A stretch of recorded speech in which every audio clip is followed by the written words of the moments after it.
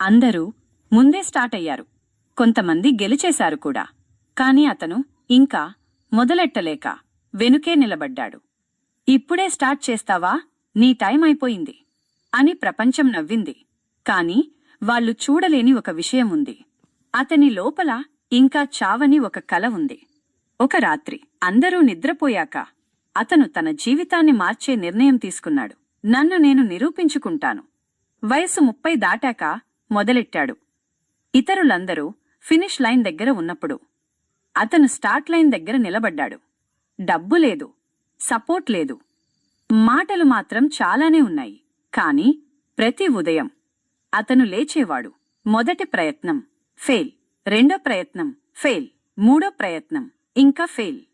ఒక రాత్రి అతను ఏడ్చాడు. కాని ఆ కన్నీళ్లు బలహీనత కాదు, అవి అతని కొత్త శక్తి. అతను మళ్లీ లేచాడు. ప్రతి ఫెయిల్యూర్ను పాఠంగా మార్చుకున్నాడు. రోజుకు 12 గంటలు శ్రమించాడు. తనపై తానే నమ్మకం పెంచుకున్నాడు.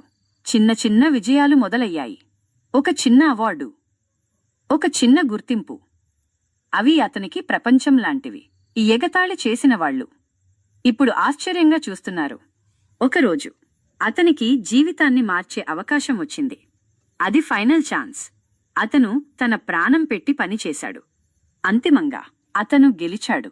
స్టేజ్ మీద నిలబడి ట్రోఫీ ఎత్తినప్పుడు అతని కళ్లలో ఒక్క మాట మాత్రమే ఉంది: నేను వదల్లేదు.